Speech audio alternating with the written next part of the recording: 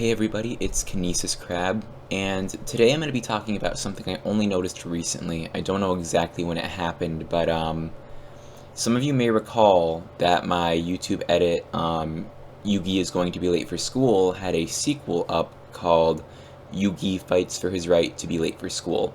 And some of you may be wondering what happened to that. Well, what happened is, as you may be seeing on screen right now, is that I actually got a claim against it. And so this actually prompted me to bring some attention to a thing that a lot of YouTubers have talked about recently, and that's going to be the YouTube claim content ID and that whole system.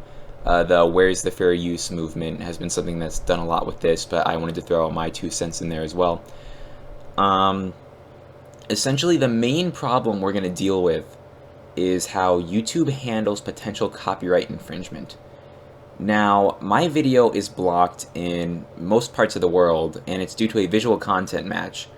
So what that basically means, for those of you who have never gotten anything and never experienced any of these copyright issues before, it means that they decided that between certain points in the video, the images I was using were from copyrighted material and that I was not able to use them, and that it was over 30 seconds of it unedited.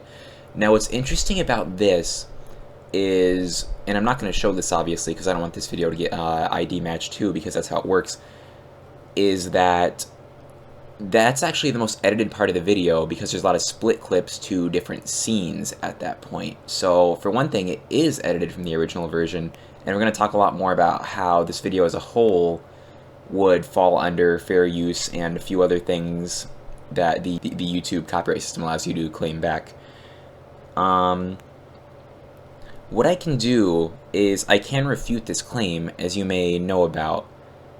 And here's the thing about refuting this claim is when you go into the details of refuting it, there's a few different bubbles you can click on. There's one that basically says, I own the DVD for this, and therefore I can upload it. There's one that says this falls under fair use. And then there's a few other bubbles. Now the problem is you can only select one. Well, in my case, one, it does fall under fair use. One, I'm not monetizing it, which is another thing that is a bubble. And for another thing, I do actually own the episode on DVD. Not by itself, it's in, I think it's like the full season, or maybe it's just the Dungeon Dice Monsters, like 3-episode thing, I don't remember. But I do own it. So in this case, according to the rules that I can refute, any of those bubbles would be applicable. A lot of people have given a lot of attention to the fair use issue, but in this instance, there's other issues as well in that I should be protected and I'm not. And I may be wondering why I haven't refuted it and why it hasn't gone back up. Well, the problem with refuting is that the person who claims that you stole their content has all the power here. And what that means is they can do three things. One of those things would be just letting it go and letting the video go back up as it was. Another thing it can do is it can keep the claim on the countries that it has, or it can take the video down entirely and give you a strike. Now, that's as YouTube explains it. One thing it doesn't explain is, at least recently, there is another type of claim. And I'm going to link to a video that talks more about this type of claim in the description, because the YouTube user, Mysterious Mr. Enter, has actually asked people to bring more attention to this. On his video specifically, a company has abused the system multiple times, which we might get into more later, to take down a review of his. And one of the things is recently, or at least somewhat recently, I don't really remember exactly how he said it, the video had stayed up, but it had been claimed so that all monetization was given to the company that had made the claim. And I've never actually heard or seen of another case of something like that happening. So basically, there's actually a fourth thing that a company can do that YouTube doesn't tell you about, and that's pretty much just take any monetization you do have on for those videos and then keep it up so they're making all the money off of your work. Now, for those of you who don't know about the strike system on YouTube, it's pretty fucking terrible. I'm not going to go into it in a lot of detail, because of the fact that it's in any YouTube's account, any YouTube account's guidelines. It can be easily looked into in your standing, what basically happens when you get a strike, and it basically limits you in a lot of different ways.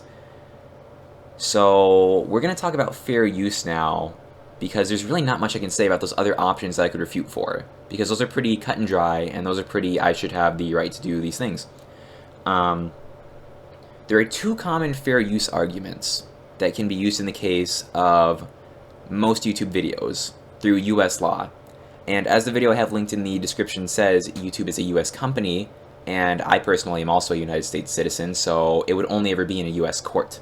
So it would only be the US fair use law. So two things that would commonly be used for things on YouTube are the fact that a video is parodious or that a video is transformative. Now, in the case of a YouTube edit like this, which actually has a storyline sort of to it, where basically it's, Yugi fighting for his right to be late for school, it's transformative of the main thematic messages of the original 3-episode trilogy, and it's also parodious of them, so it would fall under both of these common arguments that one can use in fair use that will be likely to win. One problem is that, you can't use fair use offensively, you can only use it defensively. So, you can't ever just go after a claim and sue someone else and use fair use as your thing. You have to wait for them to sue you if it were to ever get to that point. So, by all means, I should be able to speak up, because I have every right to. But YouTube essentially fearmongers me into not pursuing it. Because with that strike, and with the fact it lets the companies do whatever they want, as many times as they want, with whatever puppet accounts they want, and they let anyone claim anything, I really can't do anything. And if I were an individual, I wouldn't be afraid of getting that strike, because I'd know I'm in the right, but it would be irresponsible for me, as someone who's on a channel with more than one person, to just decide to go about that myself, because that strike affects everyone here, and not just myself. So, what should we do about this, essentially? One of the main problems with the system as it currently stands is that anyone who makes a claim is essentially God in the situation, and gets the end say on almost every aspect of things. They get to say what they're going to do afterwards without YouTube really looking much into it. They get to say what videos can and can't be up, and it doesn't even really matter what you use in it, because they just get to say all of those points, and you really don't get much to defend yourself. I haven't gone past the filling out the bubble part of the refuting process, but I do know that if it is the same way that it used to be, at least like a year or so back, it gives you about like a text box of 150 characters to state your case, which is not nearly enough, especially considering that these claims are something where the claimers can put in as much as they want. And if you don't have a YouTube partner, you're not going to unfortunately get any more of an ability to do anything else. That's all you can do, and then the claimers have full control over you. As I mentioned earlier, and I can't stress this enough, the specific video that I want to bring up is the one by Mysterious Mr. Enter, because he is a case that is very much so in the right and brings up a lot of good points of personal examples of companies abusing these claims to do whatever they want. Some other people who have made videos about it I know are Penguin Zero, better known as Critical, made a video about it because one of his videos got taken down. But it wasn't so much for the same reasons. However, he did address the issues. If I have any other videos I'd like to link to in the description, I'll make sure to do so. So what YouTube should instead work on is, instead of this bullshit guilty until proven innocent, it should be the way that a US court system would actually view a case, considering it is working on US law, and there would be an innocent until proven guilty basis. The creator should be notified about any claim made on the video, but then the creator should really have control over there about what they're going to do. They should essentially be able to choose to refute it without a penalty. Like, I'm sure there's people who would falsely make refutes, but that's less common than people who are actually trying to, get creative content up. But even so then, if the claim is proven to be in the right and I